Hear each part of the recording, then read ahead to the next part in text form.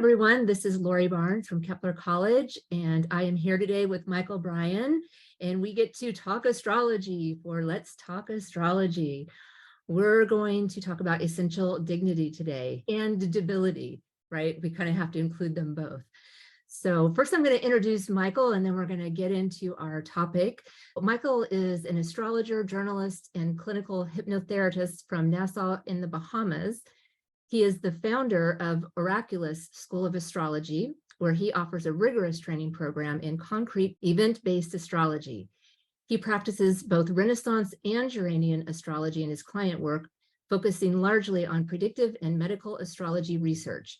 He is an avid student of the Western mystery tradition. He is deeply entrenched in the world of Jewish mysticism, Hermeticism, alchemy, geomancy, and the Kabbalistic tarot. A polyglot, Mychal speaks Spanish, French, Portuguese, Hebrew, and English. And we are excited because Mychal is one of our instructors here at Kepler College. So let's get to essential dignity and debility. Welcome, Mychal. Thanks for being here with me today. Hi, Lori. Thank you so much for having me. Yes, I'm excited to hear about what you're going to share with us today about essential dignity and debility. And I know you just released a book on the subject, so we're talking to the man who wrote the book. So that's awesome. So Awesome. Let's just start off with what is essential dignity and debility? Sure. So essential dignity refers to anything that fundamentally supports a planet intrinsically to be more of who it is. And so there are many factors that augment a planet's strength within a chart. Some of them are accidental fortitudes, such as whether a planet is in an angular house or a succedent house, or whether a planet has a good aspect to Jupiter and Venus, or whether a planet is combust, or all of these things constitute environmental factors that impact the strength of a planet. But even more importantly than the environmental factors surrounding a planet, we need to know what that planet is capable of doing within itself. And so essential dignity refers to that which supports a planet from within itself to carry out its promise within a chart. Because from a traditional perspective, every planet is entrusted with delivering on some portion of our destiny. From a traditional perspective, every planet is entrusted with delivering on some part of our natal promise or our destiny.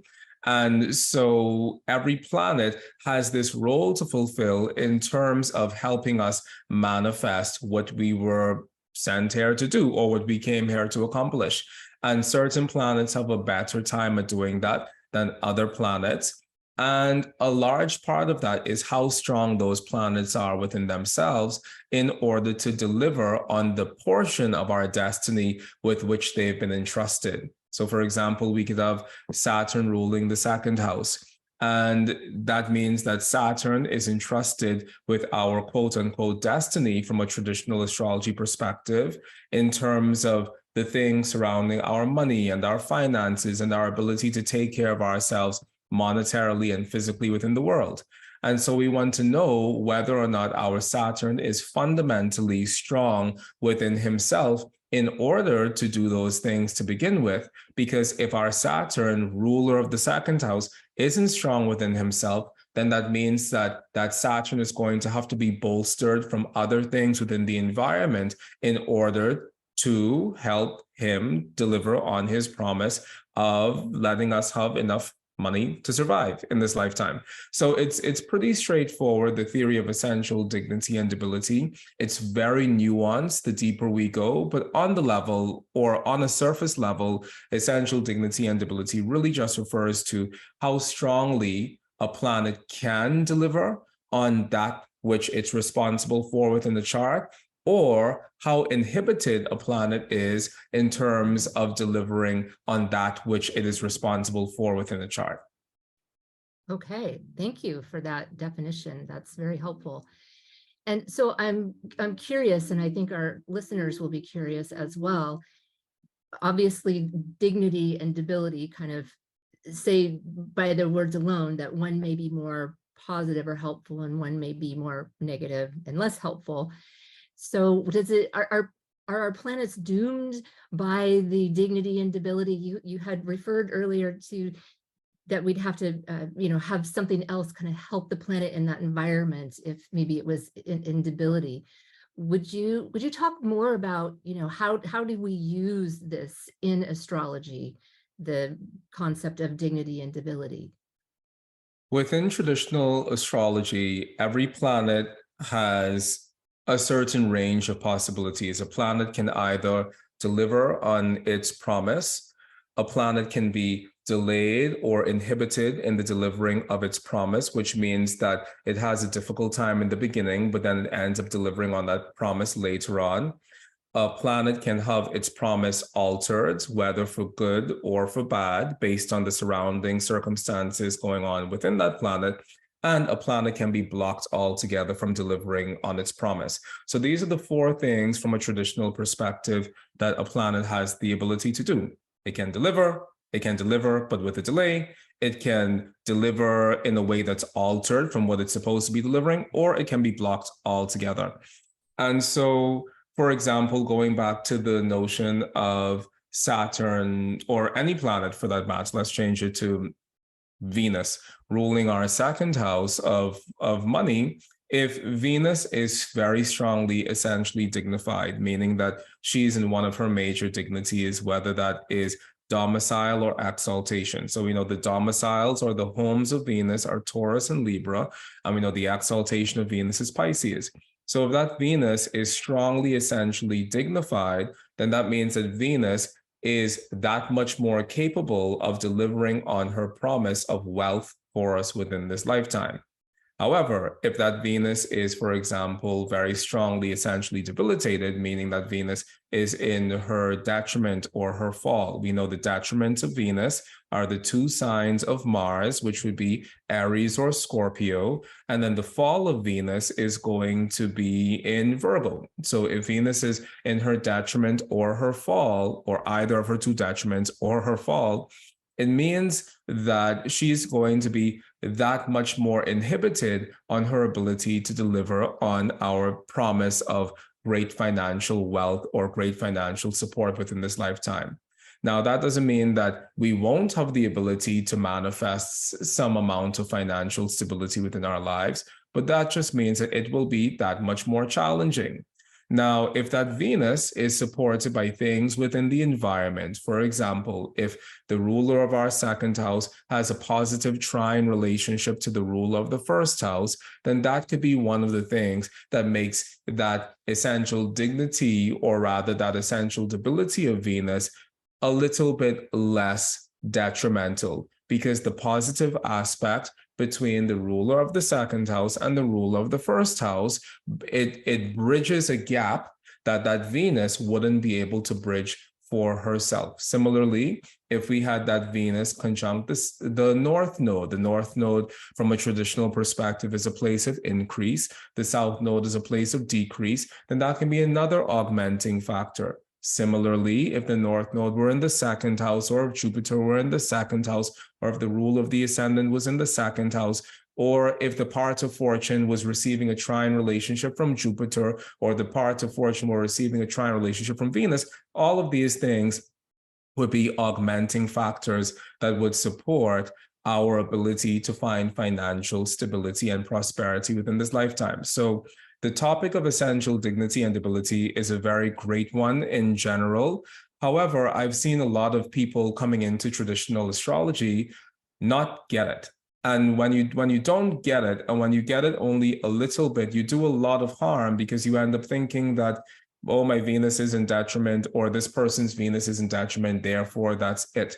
But essential dignity and debility is only one part. It's the principal part of us understanding the strengths of the planets from a traditional perspective, but it's definitely not the only part. And we need to have an understanding of the essential dignity and debility for sure, but we also need to understand, especially when we're doing natal astrology, we need to understand how far we can throw that concept. Because one of the differences, one of the things I teach is horary astrology as well.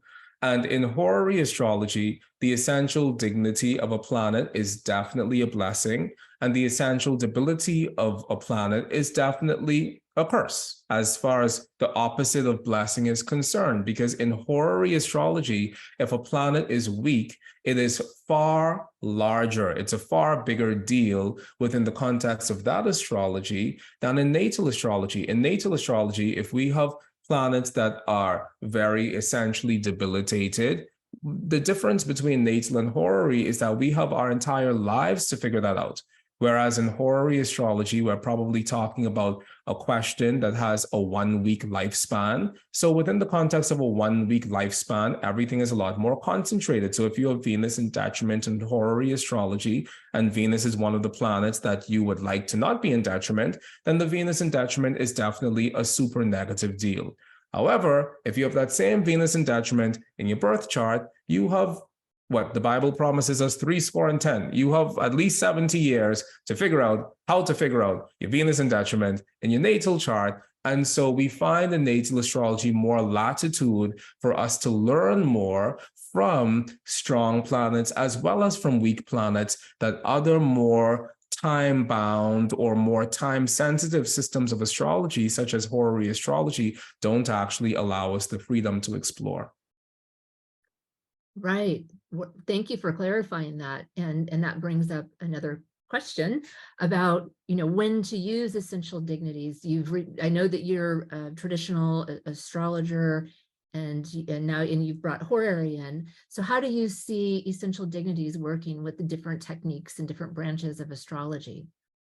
That's a great question, Lori. And truthfully, when it comes to essential dignity and debility, it's a wonderful tool in terms of training a new astrologer in terms of how to think about the planets and in terms of how to think about planets in the various signs and degrees of the zodiac. Essential dignity and debility gives a vital education to astrologers.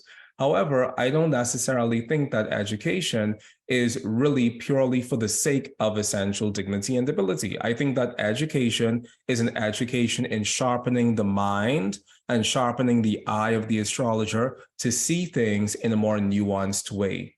So when we're talking about Venus in Aries, for example, Venus is in detriment in Aries, but there are certain pockets of Aries where Venus is not doing so badly, and that's within the term of Venus, for example. So for those of you who don't know, essential dignity has 5 levels: domicile, exaltation, triplicity, term, and face. So when we talk about Venus in Aries, Venus has a term in Aries. Venus is ruling from 6 degrees of Aries until 14 degrees of Aries. That's the term of Aries.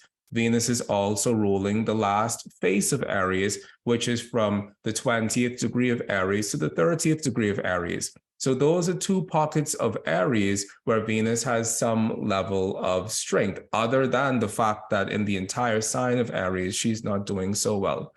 And while I don't necessarily think that these minor dignities are very important in natal astrology, they're very important in horary astrology. And it's important for the new astrologer to know how to identify those things within any system of astrology, because it forces you to slow down and think a little bit more before you say something about what that planet is doing versus what it's not doing.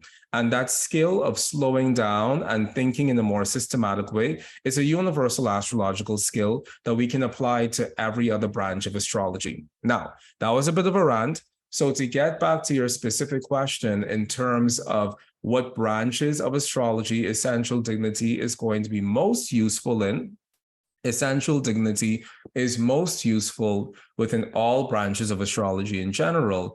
However, the minor dignities within my practice of concrete event-based astrology, the minor dignities such as, and people are on the fence as to whether or not triplicity is a minor dignity, but I'll throw it in there with the minor dignities.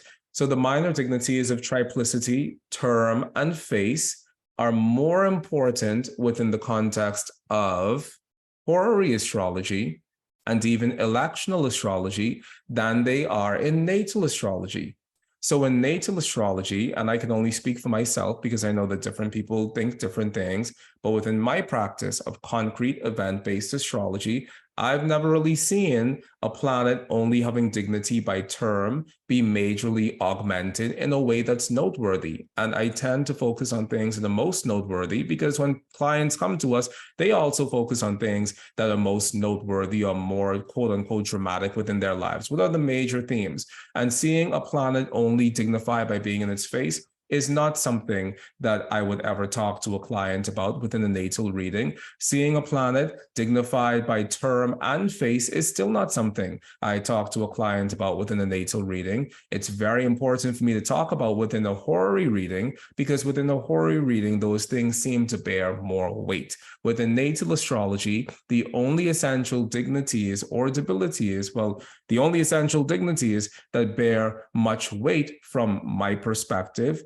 which is just one tiny perspective on the island of Mychal. But from my perspective, the only essential dignities that are very important from a natal perspective are domicile. If a planet is in the sign that is its forever home, such as Venus having her forever home in Taurus and Libra, or Mars having his forever home in Aries and Scorpio.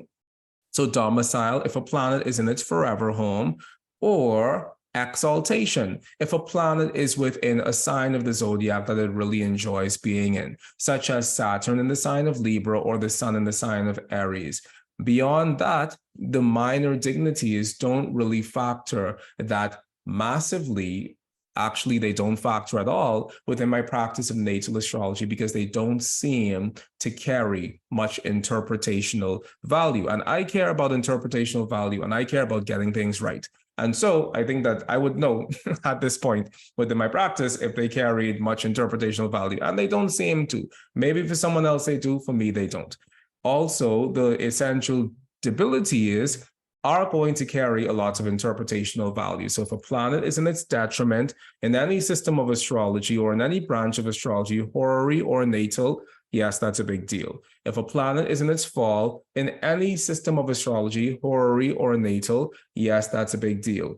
There's another essential debility called peregrine. If a planet is peregrine, I am far more concerned with if a planet is peregrine in horary astrology. Now, what peregrine means is that that planet has no level of essential dignity whatsoever in the particular degree of the zodiac it's in. So it's not in its domicile, its exaltation, its triplicity, its term, or its face.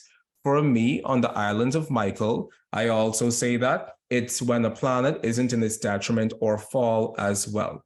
Some people want to say that the planet is peregrine and in its detriment, or peregrine and in its fall. I don't really find much value in that because if it's in its detriment, that's enough. You know, how much can you do to a planet? If it's in its detriment, leave it alone. If it's in its fall, leave it alone. We don't need to say that it's in its detriment and peregrine.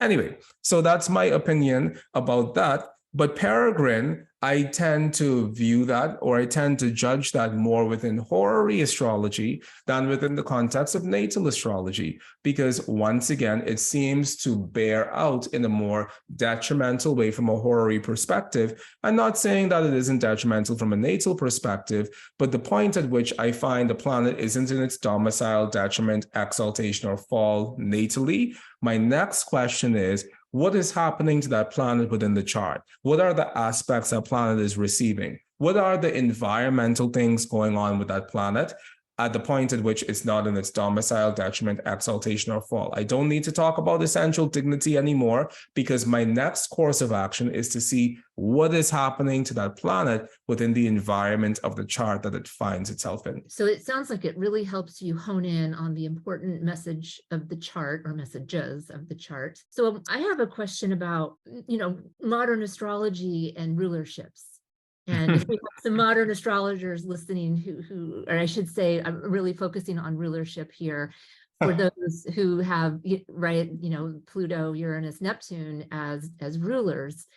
How do you think essential dignity and debility could help a modern astrologer find a message in the chart and still allow a modern astrologer Or is this even possible? Because I know that this is a touchy subject. A lot of astrologers have a very focused view on whether they should use the modern rulerships or the traditional rulerships.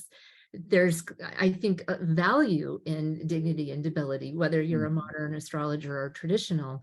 The modern astrologers who still use the modern rulerships, if they're listening and maybe want to, can you walk both worlds? Can you use essential dignity and debility to help figure out condition and then go back to your modern way of interpreting a chart? That's a great question.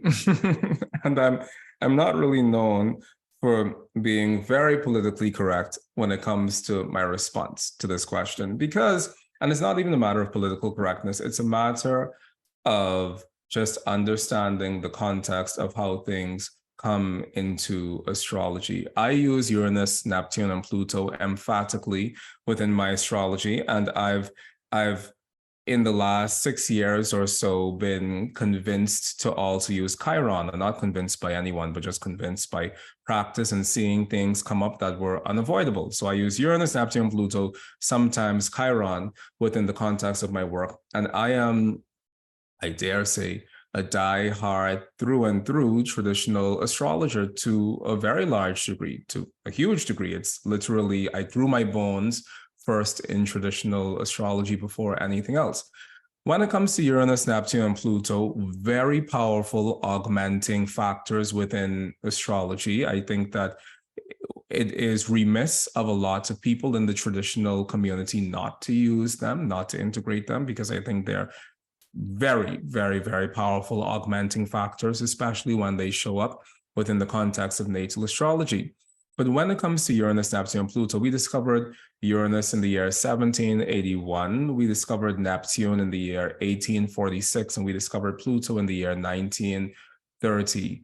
And when Uranus was discovered, we didn't really know what to do with it. I think that within traditional astrology, we tend to look at the rulerships of the planet, and then we see Saturn showing up to itself 2 times in terms of ruling Capricorn and Aquarius. Now, when I was a kid learning astrology, I thought that was a typo. I thought it was a mistake, because I was like, why everything else is spread out, but Saturn is showing up 2 times? And I'm pretty sure that in the year 1781, when Uranus was discovered, the astrological community at that time also thought it was a typo. They also thought it was a mistake. But I think the thing is, we don't know what we don't know. And we've only recently had this resurgence of traditional astrology to really understand the context of things and to really understand why the traditional astrological schema of rulership was built in the way it was. And so now we understand that Saturn ruling Capricorn and Saturn ruling Aquarius is very intentional, because the domiciles or the homes of Saturn, Capricorn, and Aquarius are as far away from the domiciles or the homes of the luminaries, the sun and the moon, as possible. The moon rules Cancer, the sun rules Leo. The sun, or rather the moon and the sun, represent the givers of life, whereas Saturn, traditionally speaking, represents a destroyer of life. As far as fire is a sign, or as far as fire is an element that corresponds with life and the proliferation of life, there is no other season that is as equipped for the proliferation of life than the summer, which is why Cancer begins the summer and Leo is the middle of the summer.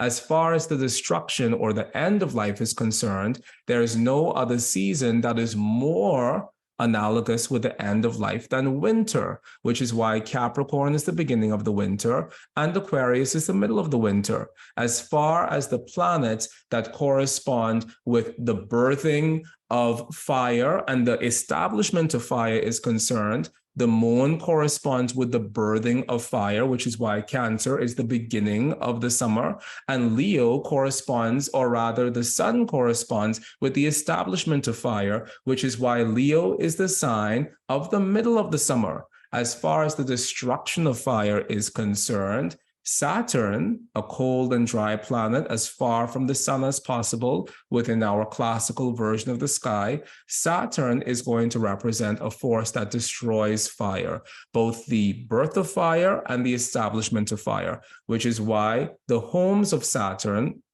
Capricorn, is opposite the home of the moon, which represents the birthing of the fire of summer. And the other home of Saturn, Aquarius, is opposite the home of the sun, which is representing the establishment of summer in the middle of the summer. So these things stand on polar opposites of the zodiac. And that is the reason why Saturn is the ruler of both Capricorn and Aquarius, not because Saturn is similar to Capricorn or Aquarius. One of the challenges with modern astrology is this notion that things are based on similarity, that things in astrology are based on similarity. And it's not based on similarity, it's based on an observation of nature.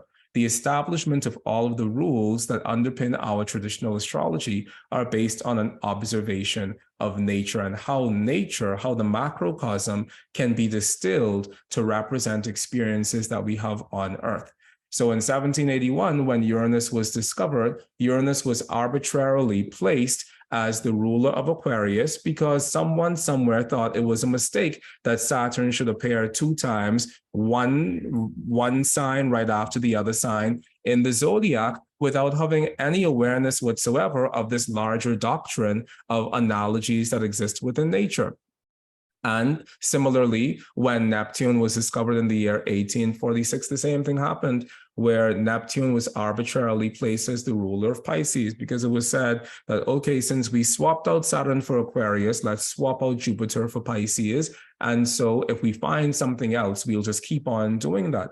And then in 1930, when they discovered Pluto, the only other place for them to swap out was Aries, was to swap out the Mars for Aries. But at that point, they realized, whoa, something's not right here, because Mars has to be the rule of Aries. Mars isn't going to go down without a fight. Mars emphatically is the ruler of Aries. So at that point, they realized that something was wrong in terms of this allocation of new rulers to sign to the zodiac. And they realized that they screwed something up. So instead of swapping out Mars with Pluto to be the domicile ruler of Aries, they chose to throw Pluto in the other Mars rule sign, which is Scorpio, which is completely arbitrary. They found the speed bump that they didn't want to go over. And so instead of continuing with the logic that they had established from the Uranus to the Aquarius and the Pisces and the Neptune, because they realized that the Mars-Aries connection was indisputable, they chose to throw the Pluto in the Scorpio. And I think that when we understand that that is really how this notion of modern rulership came about, I feel within myself that that would make me, if I was someone who used modern rulers, that would make me feel a little less secure about that use, because those modern rulers swapped out something that was established within astrology for at least 3,000 years before that. And so anyway, I know that that's a lot of talking, and maybe you didn't expect all that, but the point of the matter is that within the context of traditional astrology, I don't know about modern astrology. I don't know anything about modern astrology other than Uranian astrology, and Uranian astrology is a completely different beast to itself, and it doesn't deal with these topics of modern rule and non-modern rule, because Uranian astrology has no rulers. So I think that's what makes that a nice place for me to practice. But within the context of traditional astrology, you can use Uranus, Neptune, and Pluto. That's not a problem. But it becomes a problem when you start talking about Pluto ruling your 2nd house, Pluto ruling your 7th house, because there is no space at all within the context of traditional concrete event-based astrology to have Uranus, Neptune, and Pluto as the rulers of signs. And just because they're important to integrate into our astrology does not mean that they are important enough for them to be the rulers of signs of the zodiac, which is another thing I think is problematic, that we think that just because we find something floating around in space, that means it has to uproot our traditional notion of rulership. And that's not the case at all. Uranus, Neptune, and Pluto are vitally important to astrology, but they don't need to become rulers of signs of the zodiac in order to be vitally important. Yeah. Thank you for that. That was, I think, very helpful. Probably a lot of our listeners, the examples that you gave of the Saturn and Mars, very helpful. And we were just living in such an interesting time where we're having access to texts that modern astrologers or, astrologers 30 years ago did not have access to, or, we were just starting to get access to. But I started studying almost 30 years ago, and I definitely did not know about these things as they were starting to roll out with Project Hindsight and all that. I'm really grateful that we have so much more information now, and that we can understand how the rulerships in traditional astrology were developed. All right, I'm going to switch gears and ask you a different kind of question. Now, I have heard from a few astrologers, a few different webinars, where the difference between detriment and fall, sometimes it's said fall can be even more difficult than detriment. And I'm curious, where do you fall on that, pun intended, on the difference between the fall and the detriment? Wonderful question. That's impossible for fall to be worse than detriment, because it's impossible from a theoretical perspective, and it's also impossible just from a practice perspective. From a theory perspective, which I tend to do the theory dance because sometimes people need the theory dance in order for them to believe something is true. So from a theory perspective, when a planet is in its detriment, a planet has -5 points of essential dignity. When a planet is peregrine, a planet has -5 points of essential dignity. When a planet is in its fall, a planet has -4 points of essential dignity. So from a theory-based perspective, it is not possible for a planet to be in a worse set of conditions for being in its fall than for it being in its detriment. Because we have to understand language. One of the things I do with my students is I always Google words. I love to go to the dictionary, because when we understand the actual definition of words, it allows us to understand how far we can throw a word. Detriment means to be in an active state of destruction. Period. That's the definition of detriment. Whereas to fall, I can't even remember the definition of fall, but fall doesn't mean to be in an active state of destruction. Fall means to lose one's balance, to be in a state of disequilibrium that causes you to have an untimely connection with the floor. And I just made that up. But comparatively, to be in an active state of destruction sounds worse than meeting an untimely relationship with the floor or whatever. And so from a theory perspective, detriment is worse than fall, because detriment is more genuinely challenging for a planet, whereas fall, I think one of the things that might make fall seem worse than detriment is because when a planet is in its fall, there's a sense of exaggeration surrounding that. Similar to how when a planet is in its exaltation, there's a sense of exaggeration and opulence surrounding being in your exaltation. When a planet is in its fall, there's a sense of exaggeration or an exaggerated state of calamity and despair, when in fact, it's really not as bad as detriment. So there's that piece. And then the other thing that I think is very important for us to know is that we have to understand planets on their own terms. So it's important for us to know that the moon in her exaltation in Taurus is probably going to be more stable than the sun in his exaltation in Aries.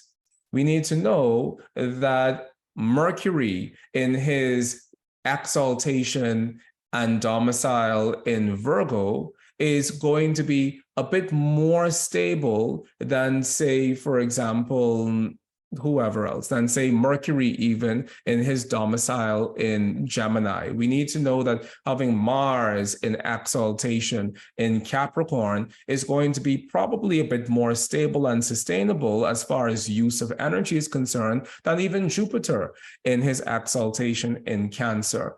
And that boils down to us understanding the nature of the planets themselves and understanding how those planets filter their nature through the particular elemental lens and modal lens of the sign that they might find themselves in. So Saturn in its exaltation in Libra is a very different feeling of what exaltation means than Venus in her luxurious, oozing exaltation in Pisces. And so this is another part of traditional astrology that I think is very lacking, especially amongst younger traditional astrologers, because there's this notion, and I think it's an erroneous notion, of I'm just going to apply the rule because this is the rule, this is how the rule is built, and I learned it on this person's podcast or I read it in this person's book, and I'm just going to apply this rule without discrimination. But when we apply rules without discrimination, it turns off something in our brain, and what it turns off is our ability to think. And our ability to think about the specific example that we're faced with, as opposed to just thinking that every exalted planet is built equally. And that's something that I'm not really sure you can teach it in 5 weeks.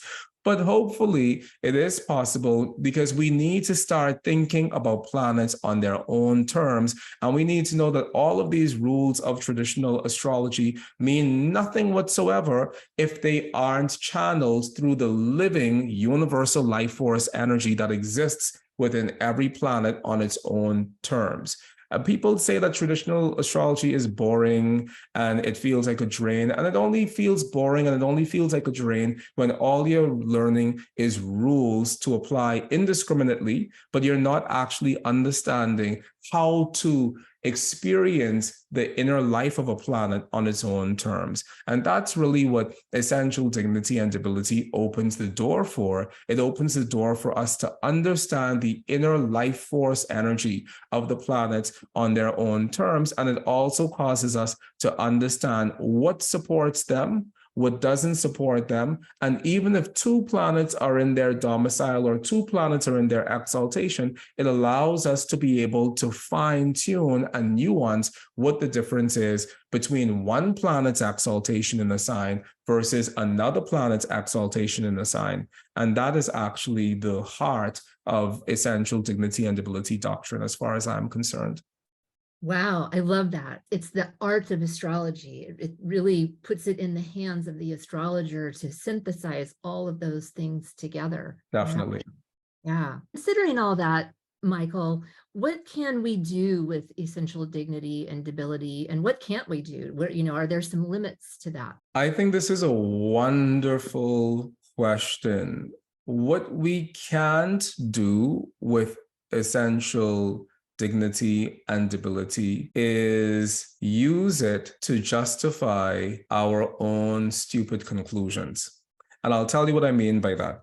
I was listening to something once, and one of the first people who were presenting said that as a result of this person having their Venus in detriment, that is the reason why this person experienced domestic violence and abuse within the context of their lifetime. And it was a pretty deep topic that they were talking about. It was something that had a sexual implication and also a domestic violence implication. And this person said, that's the reason why ... And I think that it's very reckless for us to talk that way. And it's very reckless for us to practice astrology in that way.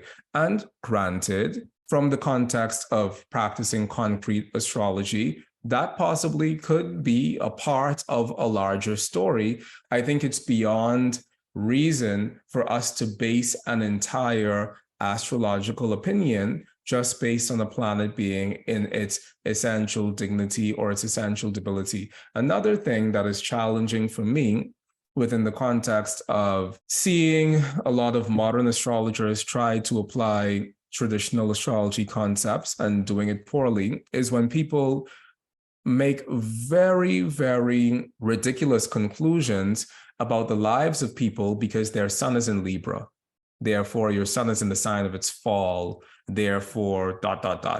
And I've heard so many really ridiculous conclusions, such as your sun is in Libra, therefore you had a good for nothing father, or your sun is in Aquarius, therefore you had a good for nothing father. How do we say that to people who are born within a 30-day period that as a result of their sun being in Libra or their sun being in Aquarius, they had a good for nothing father. I think it's a very ridiculous thing to do. And I see this happening quite a bit amongst modern astrologers who catch the traditional astrology bug and then run with one concept. Sun means daddy, sun in Libra means daddy issues. Sun means daddy, sun in Aquarius means daddy issues. It's really an inappropriate way to practice.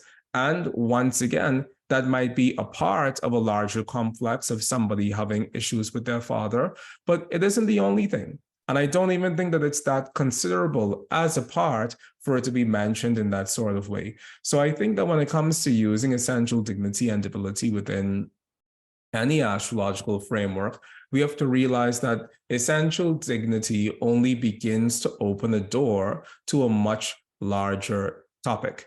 And the other thing we need to realize, which is of vital importance, especially within the context of traditional astrology, is that if a planet is essentially dignified or debilitated, its direct impact is going to be on the house it rules. So from a traditional perspective, your sun is only as important as the house that it rules within your chart. And so for the most part, I wouldn't look at somebody's sun from a traditional perspective and automatically start thinking about their father. I'm going to look at somebody's sun and automatically start thinking about which house within this person's chart does this person's sun rule. Because if the sun is ruling your third house, then the sun loses all signification as being the sun, and the sun is only then the ruler of the third house. If the sun is ruling your first house, the sun drops all of its solarness and it's only the ruler of your first house. Similarly, the moon is only as important as the house that she rules. So there's not really this notion of the moon from a universal perspective as being all of the women within our lives universally, because the moon, if she's the ruler of the fifth house, she specifically represents your children within this lifetime. The moon, if she is the ruler of your seventh house, she specifically represents your spouse within this lifetime. So I think there are some things that we need to do in terms of really understanding how to contextualize planets, because the sun in Libra is definitely bad. It's less bad for your father, and it's more bad for the specific house within your chart that sun in Libra rules. And I mean, just because you asked, the last piece I'll say on this is that within traditional astrology, we don't have a notion of sun, moon, and rising when we read a chart. That's a really completely modern astrological thing that's rooted within the works of Alan Leo, this notion of us assessing your sun, moon, and rising. It could be valuable. It could be very valuable. I don't do astrology that way. I don't know how to talk to anybody about their sun, moon, and rising. But the point is, from a traditional perspective, your sun is as important as the house that it rules. And your sun carries your destiny within this lifetime in relation to the house that it rules. Your moon, similarly, is only as important as the house that she rules, and she carries your destiny within this lifetime in relationship to the house that she rules. Whatever the sun and moon represent universally, those are secondary considerations from a traditional perspective, as opposed to what they primarily rule in terms of being the rulers of houses. So I was saying earlier that yes, the sun in Libra is challenging, but nobody with their sun in Libra should take that personally, because it isn't a personal affront to you. It's just saying it's not a really good place for the sun to be. And let's investigate what house within your chart that sun rules and what house within your chart that sun occupies in order to understand how that challenge is playing out within this lifetime. Because traditionally speaking, the sun isn't you. Traditionally speaking, the ascendant is you, and the ruler of the ascendant is you. So your personality comes from that. It doesn't really come from your sun. So no need to take it personal, because it's just another planet in your chart that's ruling a house, hopefully. So interesting. It would be great to see an example. Do you have some charts that you can show us? I definitely can. Let me just pull that up on the screen. On the screen, we have a chart of a lady by the name of Katerina. Katerina isn't her real name, but on this chart, or rather in this chart, we see that she has 10 degrees Aquarius, 44 minutes rising, which means from a traditional perspective, she has Saturn as the ruler of her ascendant. The first thing that we're going to need to do is locate the terrestrial house that Saturn is in. So we're going to look and see where Saturn is within this chart.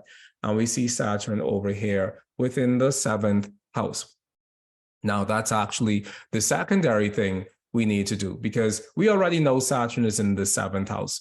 But the first thing we have to do is identify the essential dignity or debility of the Saturn, or rather assess the essential dignity or debility of the Saturn. Saturn is at 29 degrees Leo, 0 minutes retrograde. And more specifically, we would say that Saturn is essentially debilitated at 29 degrees Leo, 0 minutes retrograde, in the sign of his detriment, and accidentally fortified in the angular 7th house of love and romance.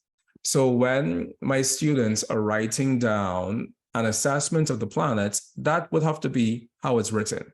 Saturn is essentially debilitated at 29 degrees Leo, 0 minutes retrograde, and accidentally fortified in the angular 7th house of love and marriage. Because every single word that I just said bears a treasure house of interpretational value, and we're meant to be able to break down each piece. Now, there are several things that are problematic about the Saturn, and we're not going to go into all of them. But the primary thing we see is that the Saturn is in Leo. Saturn is in detriment in Leo. And Saturn is ruling this lady's 1st house. The 1st house, or the ascendant in traditional astrology, specifically refers to who we are within this lifetime. It is that which ties our soul to this physical embodiment experience. Therefore, having that which ties your soul to this physical embodiment experience, or the ruler of that, in the sign of its detriment, doesn't really bode well for your physical embodiment experience. And so that's one part of this. Another part of this that I think is very challenging is that when you have the ruler of the ascendant in the 7th house, there's a very high likelihood that it's going to be in the sign of its detriment.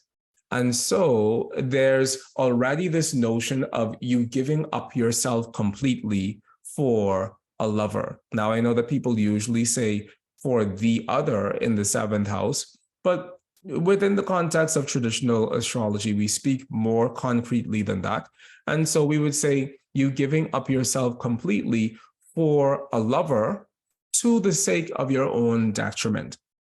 And that is something that this lady found occurring within the context of her life, within the context of her love relationships. She continuously gave and overgave all of herself to her lovers, to the point of her leaving nothing left behind for herself. So there's this major storyline within her lifetime of being overly sacrificial in terms of her love relationships and suffering as a result of that excess of sacrifice. So that's one of the things we find already occurring within this Saturn. Now, another thing, like I mentioned earlier, medical astrology research is a very big part of my work. And so for the most part, I only have medical astrology charts within my database. And so we see that this lady, her physical body as represented by the Saturn, because once again, Saturn is L1. L1 means Lord 1. Lord 1 means the ruler of the 1st house. Saturn is the ruler of the 1st house. Therefore, Saturn has been entrusted in this lifetime to represent this lady's physical health and well-being as well. Now, even though this isn't the only thing that's problematic in terms of her physical health and well-being, as we look at this Saturn, we realize that it is a major problem regardless. It is Saturn in Leo, which is already saying that I struggle within this lifetime in relationship to my physical presence on this earth. It's Saturn in Leo retrograde. Now, retrogradation isn't necessarily an essential debility. It's an accidental debility.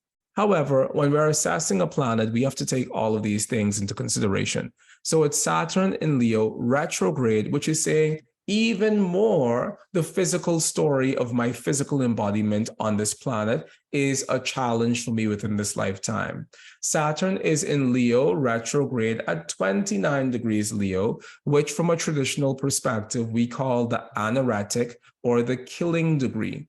Now, anaretic comes from the Greek word anareta, and anareta refers to a great destroyer or something that creates destruction, or the great devourer is what anareta is referring to. And when we find a planet at the anaretic degree, it's referring to a crisis within that person's lifetime in relation to what that planet rules.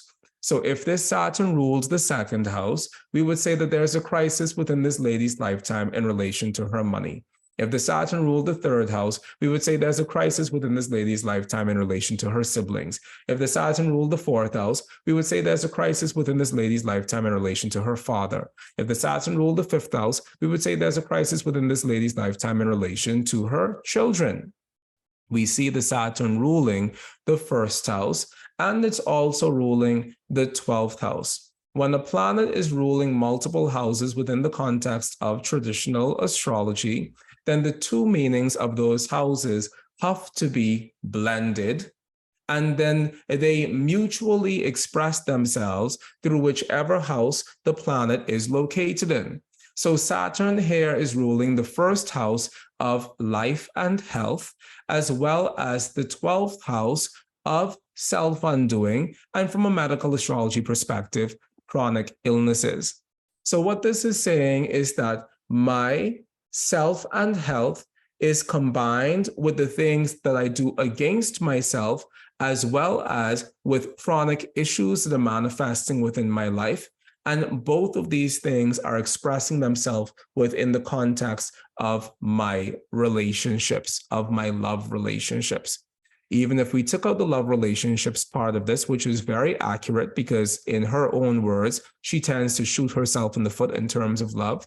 Even if we were to take that part of things out of the equation, we could say that my physical health and the things that directly debilitate my physical health are represented by one and the same planet, i.e. the Saturn within this chart having such a debilitating effect on her physical health and vitality. The fact that it is at the last degree of Leo is saying that her physical body has become a major source of crisis for her within this lifetime. The fact that it is retrograde and at the last degree of a fixed sign is saying that this is an annoyingly fixed part of her reality that is unchangeable for her and that she probably finds manifesting in a chronic way throughout her life. Now, the last thing that is significant about this chart is that in this chart, we see that the moon is at 13 degrees of Cancer, 28 minutes, which means the moon is essentially dignified because the moon is in her domicile of Cancer. The moon only has one domicile. The domiciles of the planets are the celestial houses that those planets have as their forever home, as opposed to the exaltations of the planets, which are the sometimes homes of the planets, but the places where the planets enjoy being. The domiciles are the planets' celestial homes. And we use the term celestial house specifically in relationship to the signs of the zodiac. And we use the term terrestrial house specifically in relation to the 12 houses within the pizza pie chart, which we can see here. This is a pizza pie chart. And so we have the 12 terrestrial topical houses that have signification over the various topics of our lives. Celestial house refers to signs. Terrestrial house refers to the 12 houses of the pizza pie chart. Now, the moon at 13 degrees of Cancer is in her domicile, which says that the moon is technically doing very, very, very good within this lady's lifetime. She has a very good moon by all estimations. However, this moon is a functional malefic. Now, we know in traditional astrology, we have planets that are benefic and we have planets that are malefic. According to Claudius Ptolemy, the benefic planets are Jupiter, the greater benefic, Venus, the lesser benefic, and the moon is just benefic by Ptolemy's estimations. According to Ptolemy, we have Saturn as the greater malefic and Mars as the lesser malefic. So that is the universal characterization of these planets. However, when a planet is ruling either the 6th house of sickness and stress, the 8th house of death and anxiety, or the 12th house of self-undoing or hidden enemies, that planet becomes what is known as a functional malefic. So the moon in this chart, though she is very strong, she is strong towards malefic or negative ends within the life of this lady.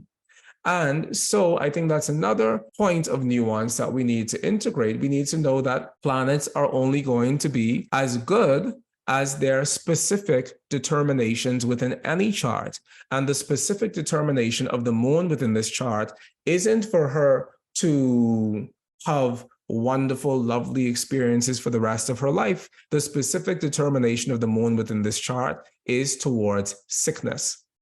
We note that this moon representing sickness within the lifetime of this lady through her specific rulership of the 6th house is in direct opposition to the part of sickness, which is one of the Arabic parts that is used within traditional astrology. The parts of sickness in this daytime chart is taken from the ascendant plus Mars minus Saturn is our calculation for the part of sickness. And so she has the part of sickness at 13 degrees of Capricorn. So the moon is directly opposite the part of sickness, which means within her lifetime, sick is in a battle with sick, which says to us, we heard the word sick 2 times, which says to us that this might be a chart where this person is probably very, very unwell within this lifetime, which is corroborative of what we already said about the Saturn at 29 degrees Leo, 0 minutes retrograde. The last thing we notice here is that not only is sick at war with sick within this chart, but the moon ruling her 6th house of sickness is in an opposition to the Mercury, which rules her 5th house of children and the 8th house of death. Now, very simple language, and I hope no one feels as if I'm forcing you towards a conclusion. But if we see the moon ruling the 6th house of sickness in opposition to the Mercury ruling the 5th house of children, one of the things I can say to us is that I am having sickness related to my ability to conceive, or I'm having sickness in relationship to reproduction, or I'm having sickness in relationship to children. This is a lady who had upward of 13 miscarriages within her life as a result of a particular syndrome that she didn't discover until, I think, the year 2015. So she does have a chronic medical condition, and this chronic medical condition is the reason for her having upward of 13 miscarriages within this lifetime. So in this very concrete event-based way, we see how we can take the moon representing sickness in opposition to the part of sickness and in opposition to the specific ruler of children within this lifetime. And we see how we can use that to gain understanding of a story. We probably wouldn't be able to say that there were upward of 13 miscarriages, but we could, based on these very simple principles, say that your ruler of the house of sickness is very strong essentially within this lifetime.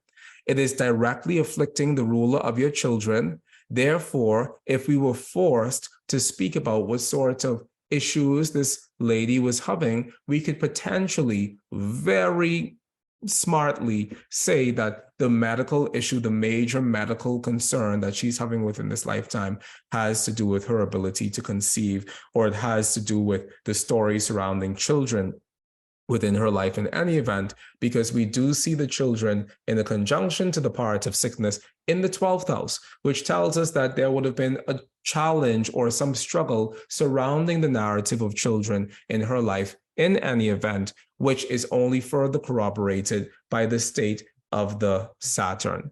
So in this example, we saw how one very, very, very essentially debilitated planet has the ability to operate in a very, very, very malefic way within the context of her lifetime vis-a-vis the Saturn.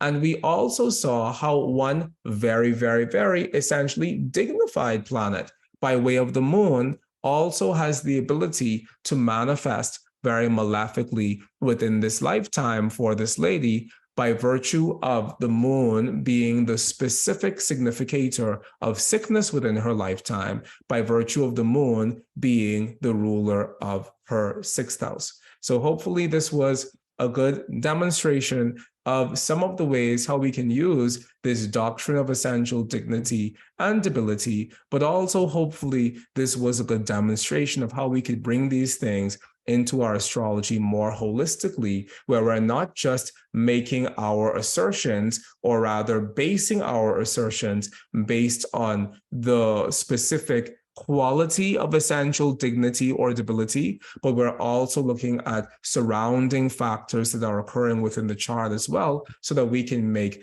a more wise assessment of what's going on within the lifetime of a person. Thanks, Michael. That's incredible how that information was accessed through essential dignity and debility. And I'm curious, because I think you said this was a client chart. How did you work around the language? Because this is obviously very sensitive material. That's part one. And then part two is the dignity and debility was quite clear. Can you take that any further to help a person who wants to overcome these issues? How do, is it even possible to transcend some of these difficulties in a chart? And that may be a whole other video. I realize that's a very large question that I'm asking, but if you could just touch on those couple of things. Yes. So because so much of my work is medical astrology based, when people submit their charts to me for medical astrology reasons, I think we tend to enter an agreement, some form of a psychic agreement, that we're probably going to touch on areas of life that are very, very sensitive within this lifetime. And so there's that. I think the context of the astrology I do and the way how I describe the astrology I do, it attracts certain people to my work, and it probably repels certain people from my work as well, which is fine. I think that it's completely fine. I don't think that everybody is for everybody. And I think that, everybody will find their correct fit.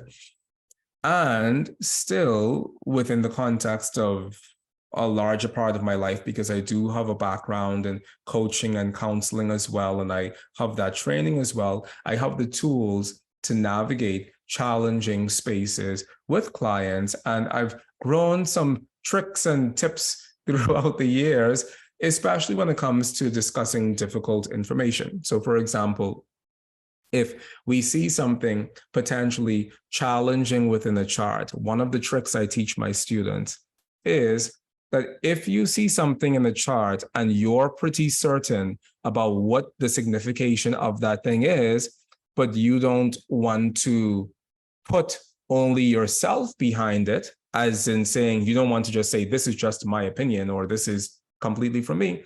Say to the person, the textbook definition of this thing I'm seeing in your chart is blah, blah, blah. Or preface it by saying, okay, I am about to touch on something in your chart that seems to be a very challenging part of your life. in relation to dot, dot, dot, whatever that thing is. So we just saw the children being a challenging part of her life in relation to children.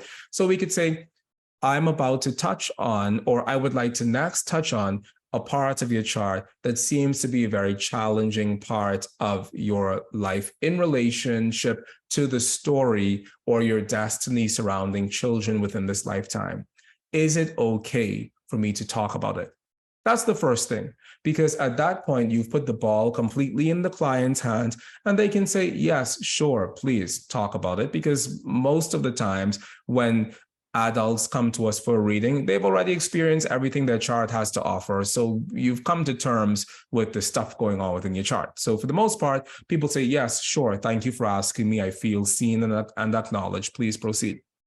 Sometimes people will say, please don't touch that part of my life at all, in which case you have a very clear directive not to touch that part of that person's life. However, should the person give you the permission to proceed, you have multiple ways of proceeding. On the one hand, you could say, this seems like a very challenging part of your life, and I have some thoughts about it, but I don't really know how to organize those thoughts completely. So can you share with me what's going on within this part of your life that is really manifesting in a challenging way? Because based on my perceptive or interpretational abilities, it looks like it's a tricky part of your life in general, in which case you have rid yourself of the responsibility of having to actually do any interpretation whatsoever. Now, I tend to never like that option because as astrologers, I think that we should be able to make definitive statements about things, because that's what we did for 3,000 years until the year 1900. We were very definitive about things. And then the turn of the century happened, and then we started to not say anything with any concrete level of definition at all. So for me, I tend to prefer to speak definitively because I trust in the astrology I do, and I know it works. So I would say, instead of taking that route, I would say, okay, you've given me permission to talk about this part of your life. So now I'm seeing that there could have been some very real challenges within your life surrounding the topic of children, and potentially surrounding your health in relationship to your children. And I can talk more about this if you like, or we can just leave it there. And then once again, you've given the client the permission to let you know whether or not the client wants you to talk more about it. And you've also created an opening for the client to say, no, that doesn't make sense to me at all. That's stupid. My kids are great. So you develop all of these tricks to be flexible surrounding how you give information. But that same client might say, no, my kids are great, but I do have this one kid. And then, it becomes a whole thing.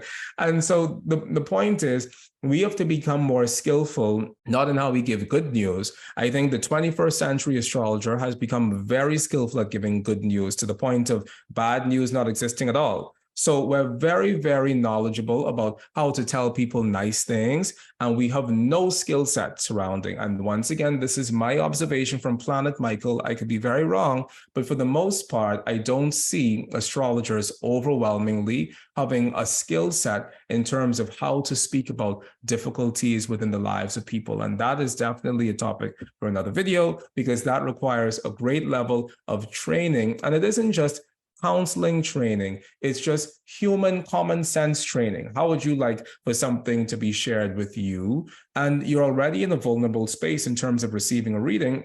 How would you like to be treated within the context of that container? So there's that. Now, there was another part of your question, which I'll touch on far more briefly. And the other part of the question is, how can we help a client in terms of remedial things, or in terms of changing the narrative, or something to that effect? Once again, I tend to not give readings to children. So I don't give readings to minors. And I tend not to even enjoy very much giving readings to people in their 20s. And the reason for that is because, so says me at 31 years old, saying I don't give readings to people in their 20s. But whatever. Only post Saturn return, right? Exactly. But even when I was 29, I didn't give readings to people in their 20s. So anyway, here we are at 31 years old, living our best life and not giving readings to people in their 20s.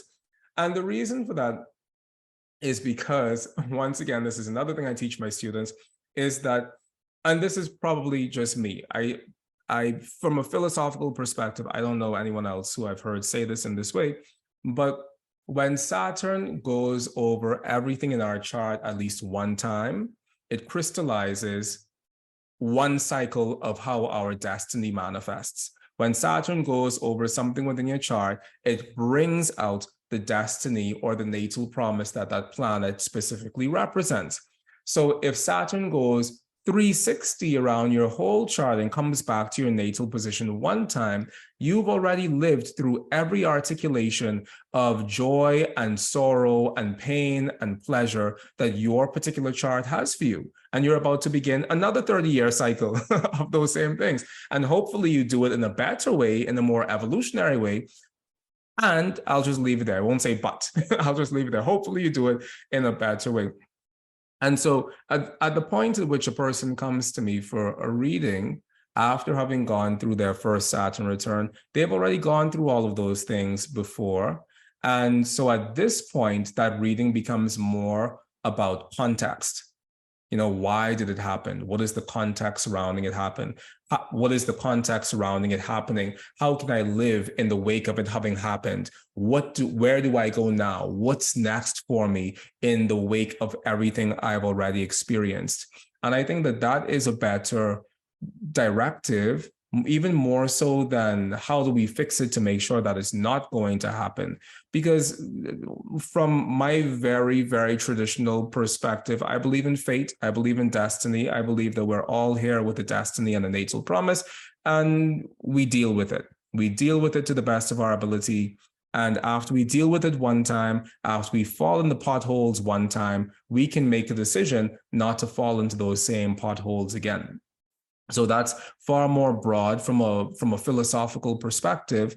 And I do think that there's a diagnostic component to astrology as well, particularly to medical astrology. I do a lot of research, and one of the ladies who I was doing research with a couple of weeks ago, I can't even remember what the specific condition it was. I think it might have been cirrhosis, which is inflammation of the liver, and we were talking about that. And then I asked her, because I saw a lot of the signatures in her chart that I've seen in a lot of charts of women who've had hysterectomies, because hysterectomy is that topic, the female reproductive system, is a very important one for me, because within my life as an Iyengar yoga teacher and therapist, I've worked directly with one of the top 2 Iyengar yoga teachers in the world who specifically focuses on medical yoga for female reproductive issues. So from my inception, I've been working with these charts of women with female reproductive issues. And so coming into medical astrology more firmly, it was definitely the #1 topic I wanted to explore. So I had seen so many of these points in terms of female reproductive challenges already, and I have seen how hysterectomies manifest within charts over so many charts that when I saw this lady's chart, I broached the topic. I said, hey, I know we're talking about your liver. However, have you had, once again, framing it as a question, not as a statement, have you had any challenges within this lifetime in relationship to the female reproductive system? And she was like, no, I'm okay. All is well. I said, okay, so there hasn't been a story surrounding a hysterectomy or even the threat of a hysterectomy or anything to that effect. And she was like, no, nothing like that has happened within my life at all. It's really just been my liver. So I said, okay. And then I diverted the conversation elsewhere, but I did want for the word hysterectomy to be on record, because very often people don't have something until they have it. 2 weeks later, she came back and she said, hey, Mychal, I'm just circling back because you mentioned the word hysterectomy to me 2 weeks ago. And I just went to my doctor to get a checkup for my liver situation. And upon them doing this battery of tests on me, they found that I am having issues in my uterus, and there are precancerous cells that are forming within my uterus. And they said the #1 way to avert this becoming a larger problem is for me to get a hysterectomy. And I'm coming to you to share this piece of information with you because you shared it with me first. it's great that this client contacted you so that you actually could hear back that what you saw, that you got that information back. Exactly. Yeah, I wanted to respond to what you were saying earlier about how to enter a conversation, a difficult conversation, and just saying what you like what you said.